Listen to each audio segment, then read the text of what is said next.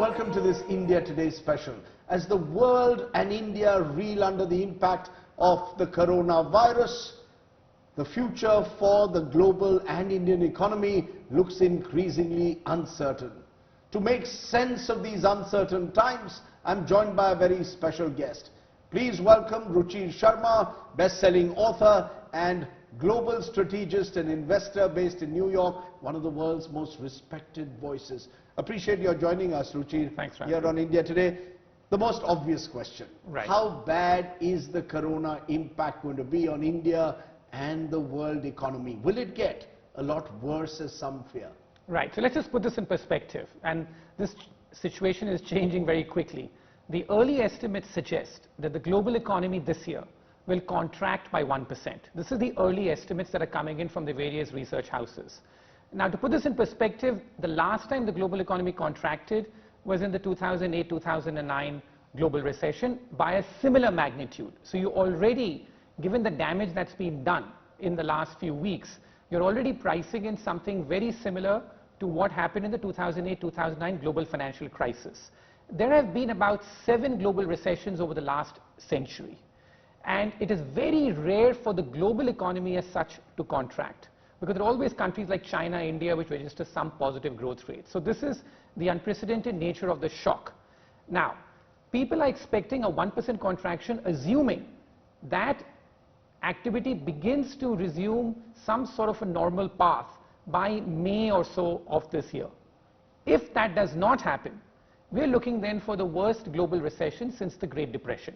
That is the sort of scenario that we're looking at. At the very least, what people are looking for now is that the global economy suffers the similar kind of recession it suffered in the 2008-2009 global financial crisis. If this pandemic rolls on and you don't get it under control over the next month or so, which allows some activity to come back to normal in early summer, May, June for the world, then we're looking for something which is far greater, and the only parallel then will be the Great Depression. You're saying that if this pandemic goes beyond the summer, then we are looking at a situation not unlike the 1930s Great Depression. Yeah, I'm saying that's depressing news. Yeah, but that's just the reality. That's the scenario, because I'm saying that we have already, and this is the fastest that ever it's happened. Even the global financial crisis, the first cracks appeared in late 2007, early 2008. It sort of rolled over, and then you had September, October of that year when it was a complete bloodbath. This time it's just a complete shock that till mid-February, hardly anybody was even moving their global growth estimates based on what was happening out here. And then all of a sudden we have gone from that within a month to now pricing in a recession of that magnitude, and that shows up in the stock markets too. The stock markets, if you look at the US stock market, again you have to go back to the 1929 crash to come across a period where the stock market has fallen so quickly over such a short span of time. The typical bear market in the US, where the stock market falls by 30%, happens over 15 months. This time, we have seen a 32% decline in 18 days. That has just never happened before. Even during the global financial crisis, you did not see something as precipitous as that. The most extreme scenario, in a way, Ruchir, has been drawn by Bloomberg Economics, suggesting that a total of $2.7 trillion in lost output, recession in the US, in Europe, the slowest growth on record in China, and this is assuming that the outbreak continues to plague the world through a good part of 2020. So you're suggesting, much like this report, that we have to, in that sense, prepare for the worst, while we hope for the best. Yeah. So I think that's what governments are doing now, that the mantra has become whatever it takes. You throw the entire kitchen sink at this problem. But here is where the world is getting a bit split between the haves and the have-nots, which there are some governments that have the capacity to try and do this. The United States being the principal one, where they're thinking about a stimulus, which is about 5% of GDP. And that's the direct stimulus in terms of direct benefits that consumers and companies will get, and a lot of indirect guarantees on top of that. But the problem is that in countries like India, is that we just don't have the ability to be able to spend anywhere close to that if we are required to. Because, you know, in 2008-9, after the global contagion, there was a fiscal stimulus in India as well. There's pressure on the government to come up with an economic package to try and help those at the bottom of the pyramid in a way, the small industries which are really bleeding already. Are you saying that we don't have the fiscal headroom that we had in 2008-9? Absolutely, because then the revenue numbers were very different, the deficit numbers were very different, because we just come off an incredible boom, a global boom, which had helped things up. And of course, we went ahead and did a massive stimulus, and the mistake we made then, as I think is widely agreed, that we kept the stimulus in action for far too long. But there was a stimulus, I think it was about 2% of GDP, or slightly more than 2% of GDP, the direct stimulus, apart from the indirect stimulus of helping the banks and giving some direct lending. That was the direct stimulus. I just don't think that we have the ability to do that today. If we do that, you will require some of the deficit to be monetized, which is the RBI to be able to help you do that. And then you're dealing with a very different scenario. You're dealing with a scenario where the rupee then will have to take a very big hit if the RBI is forced to monetize. In today's day and age, if you give the sense to the market that that's the kind of thing that you're looking at, we could see a very sharp fall in the rupee quite quickly. So it's a very fine balance with what this government has to do, which is, yes, if you need some sort of action to help companies, but you try and do too big a stimulus and that leads to more concerns about the deficit, you are going to see a big sort of move on the rupee if that happens. So in a sense, we are in an even more difficult position in 2020 than we were in 2008. Undoubtedly, because we are entering this with the economy already in a severe sort of slowdown. In 2008, it was a global slowdown, and the Indian economy had participated fully or more than fully in the global boom that preceded it. So this is a very different situation today. Let me for a moment turn to the country where it all started. Right. You know, the United Nations Conference on Trade and Development, UNCTAD, says the slowdown in manufacturing in China due to COVID-19 could cause a $50 billion disruption in trade, and the impact on India alone could be $348 million. Is one of the crisis issues the fact that China today contributes almost 19% to the global economy, and if China contracts, the world suffers severe disruption. Yeah, we've already seen that. So China in many ways has been the trailer for what's going on. So look at the China, and this is why I think that the markets panicked, because last Monday we got the data out of China that in January, February, because China was the first country to suffer the impacts of it, what were the economic consequences of what happened in China? And the data was staggering, which is that people expected retail sales, fixed investment to contract by 4%, 5% in the first couple of months. They were down 20%.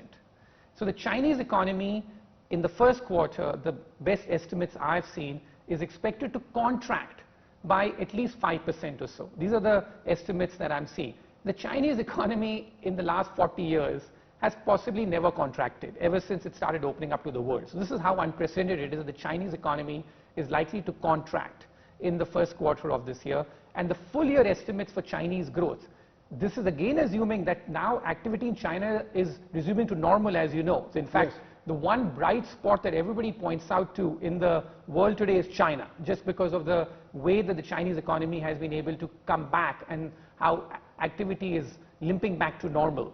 That the Chinese economy for this year, assuming there are no big global knock-on effects, is expected to grow by maybe 1.5%, 2%, the Chinese economy for the entire year.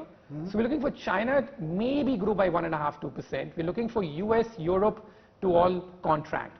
In that environment, it's so hard to know as to what the Indian economy is going to grow, if at all. I mean, this is going to be a scenario where getting any growth rate is going to be fortunate. If the global economy is going to contract by 1%, China is going to grow at barely 2%.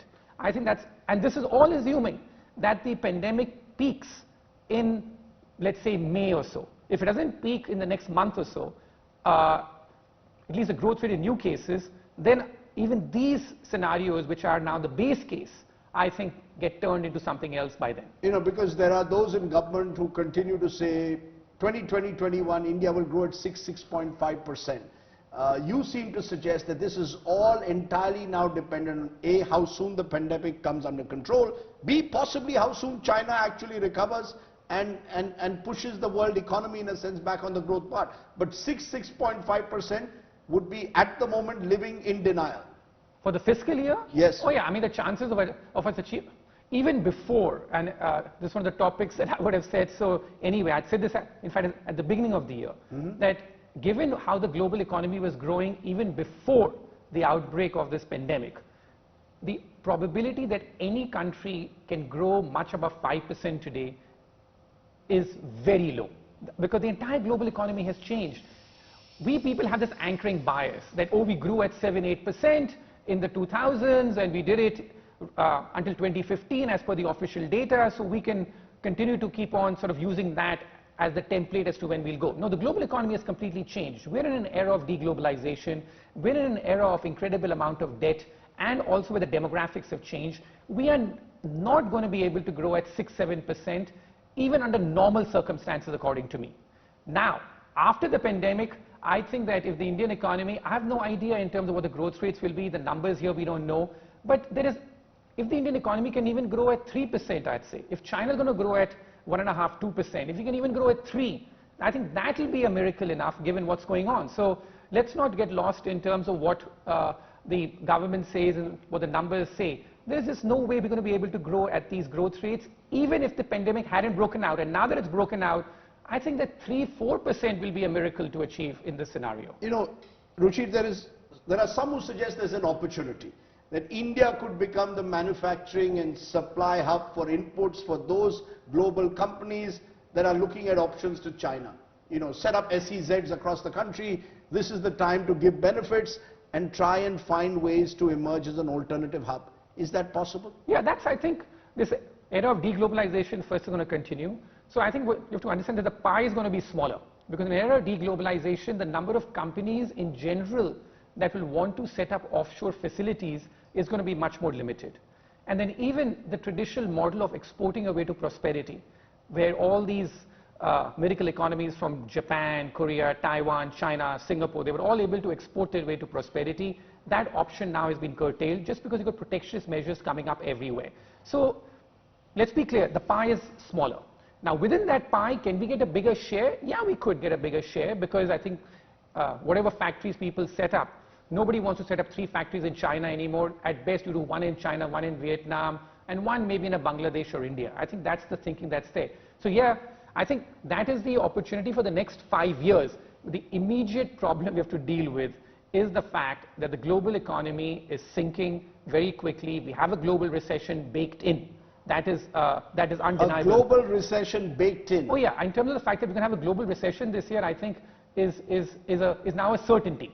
Now the issue is what the magnitude will be, what is the right reference point. But the fact that we're going to have a global recession of a similar magnitude as the global financial crisis of 2008-2009, I think is now the base case until some absolute miracle happens in the next week or two and the clouds lift over this entire pandemic.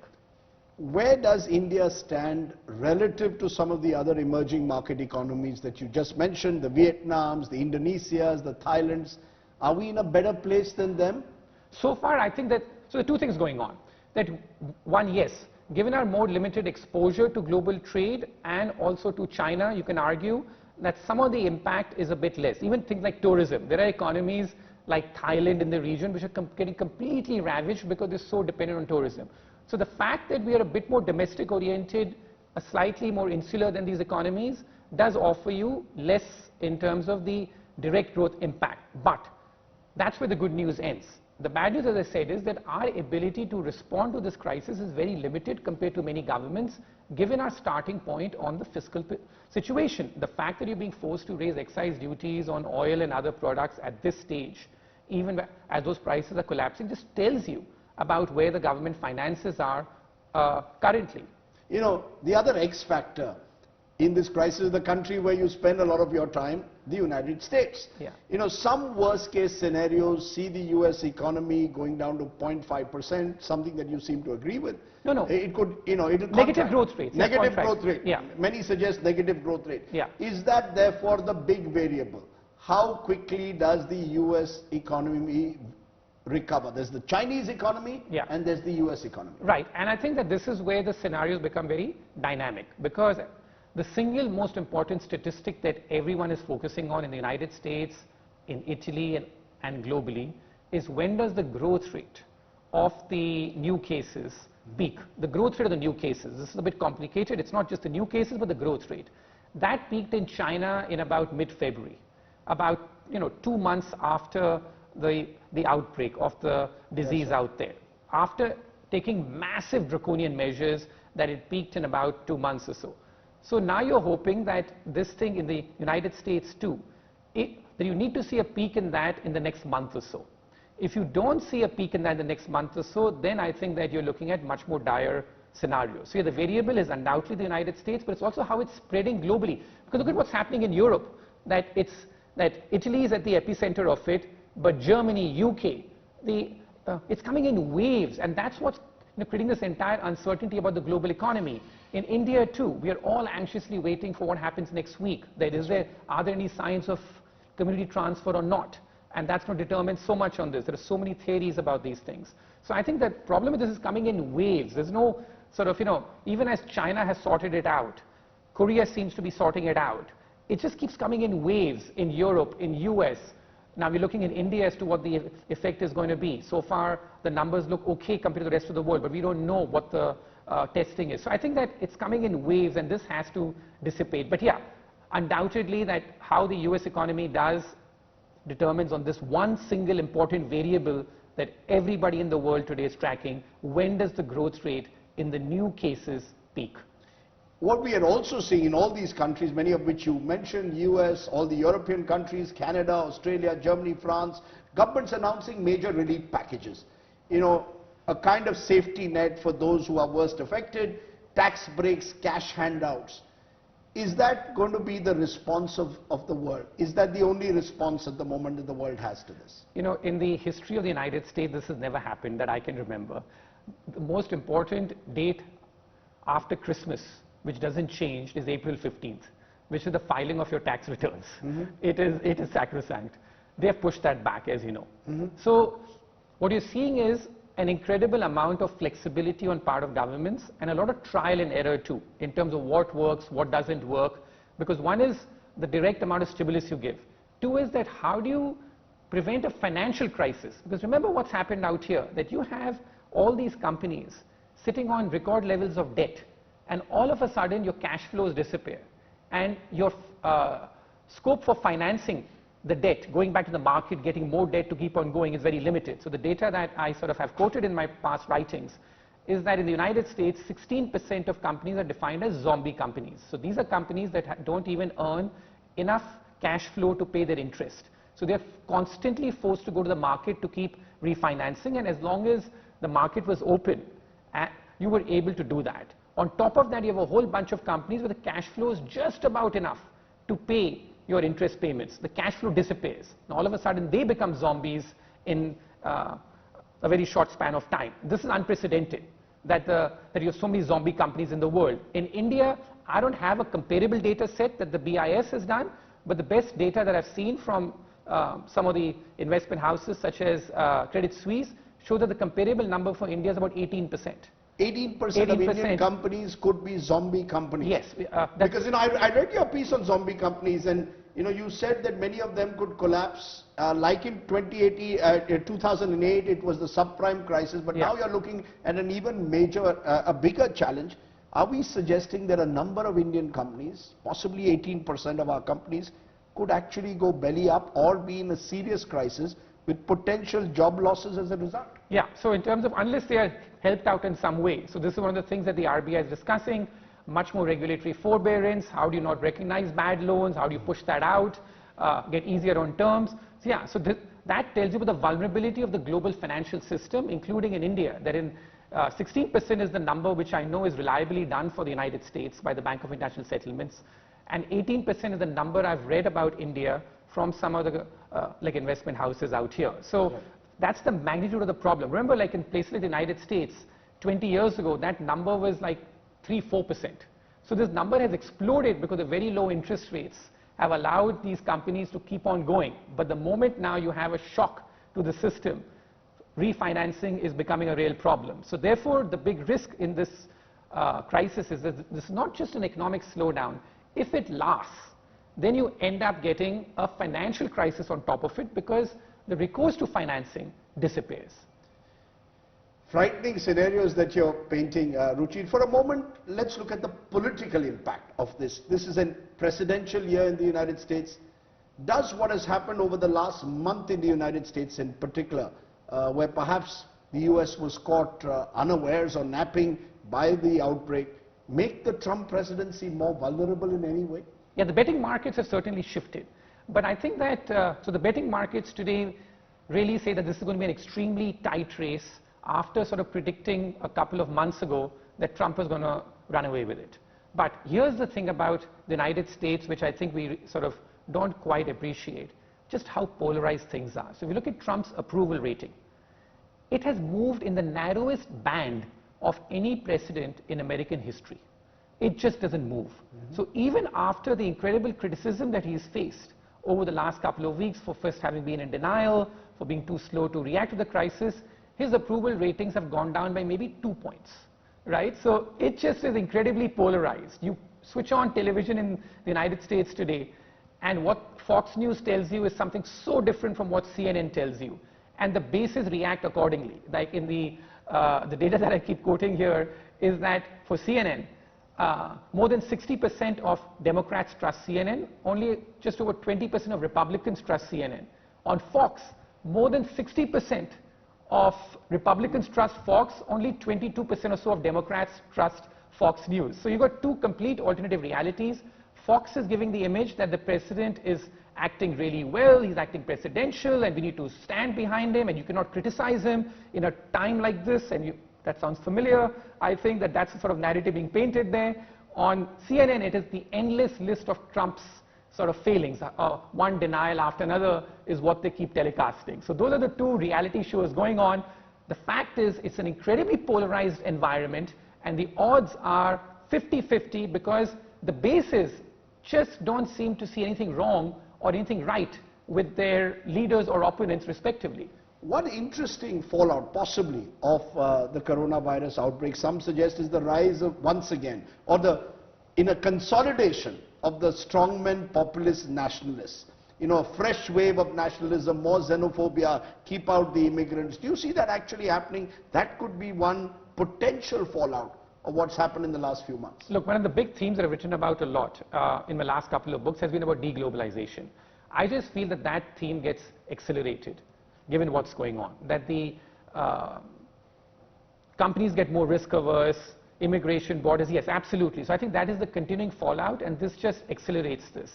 So I think that now what we have to basically do, and you know, in my previous book, I had done this characterization of AC-BC.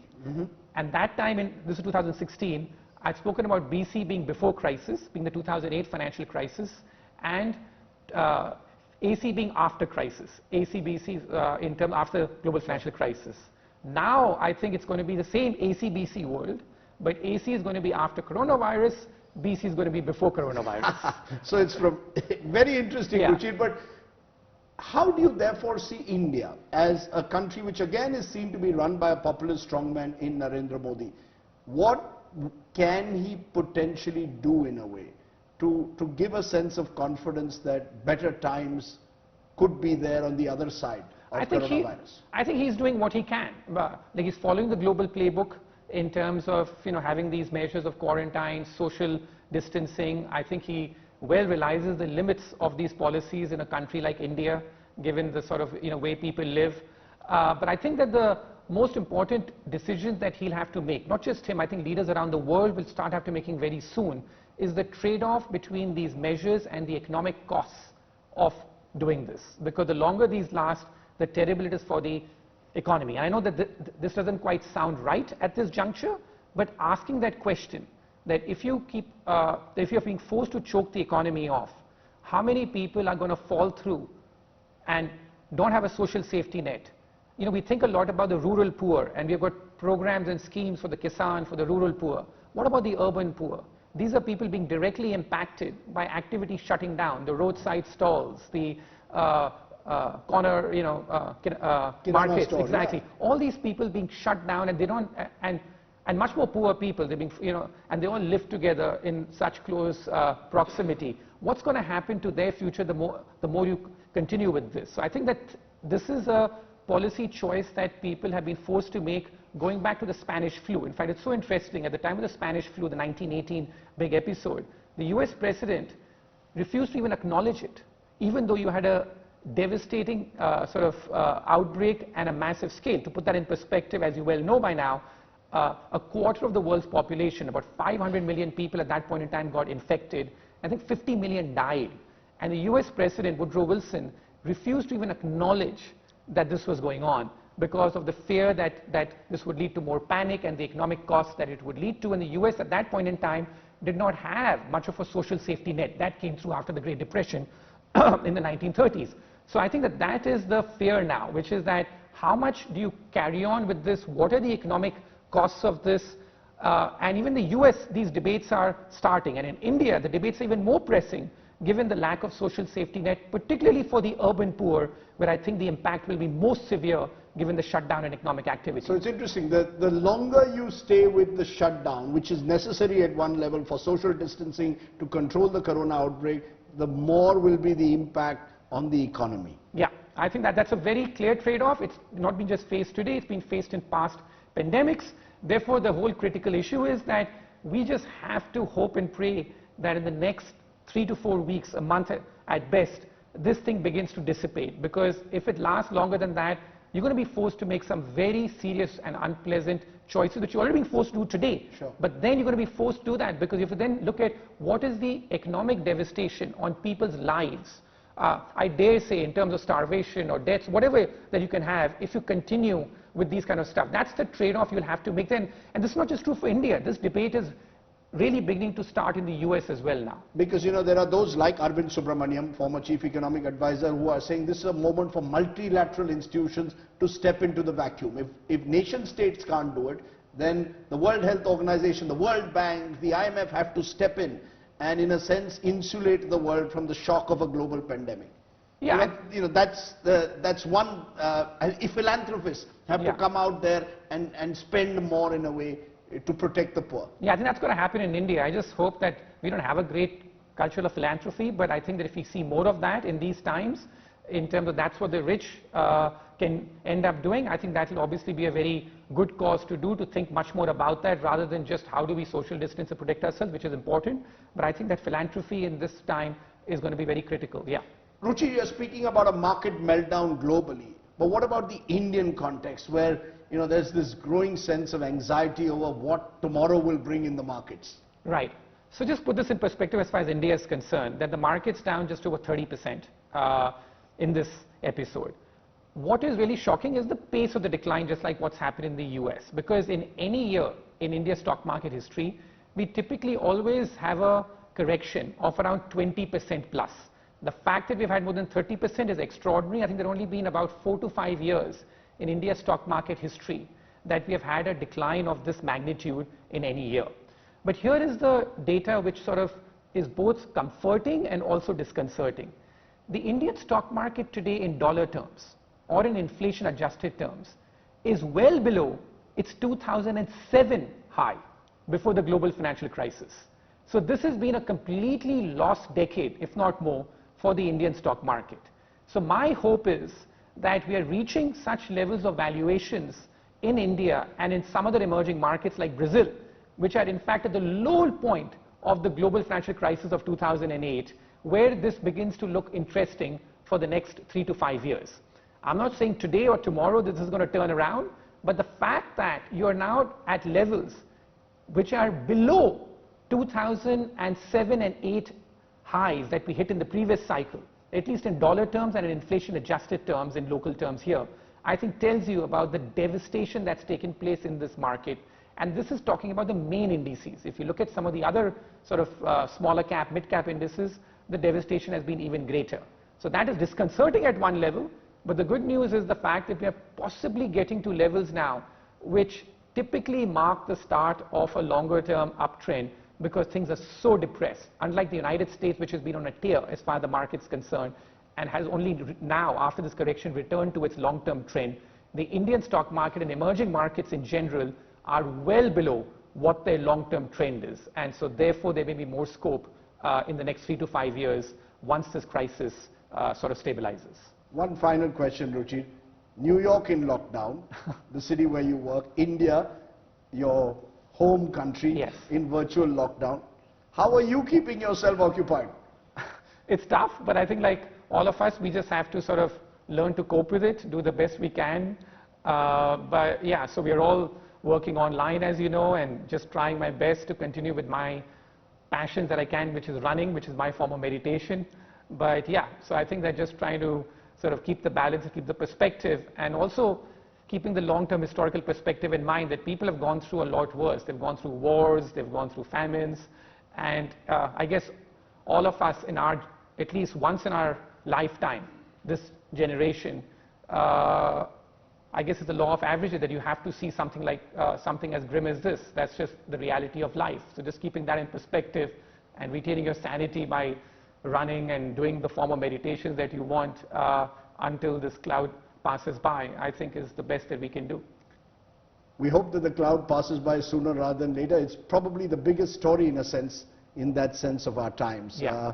But Ruchir Sharma, it's been a pleasure talking to you. Thank you very much for joining us. Do I do this or not? I think this is the best thing to do in these times. Thank you very much, Ruchir, for joining us. That's it on this special interview. The coronavirus outbreak, the challenge facing India and the world. Thanks for watching.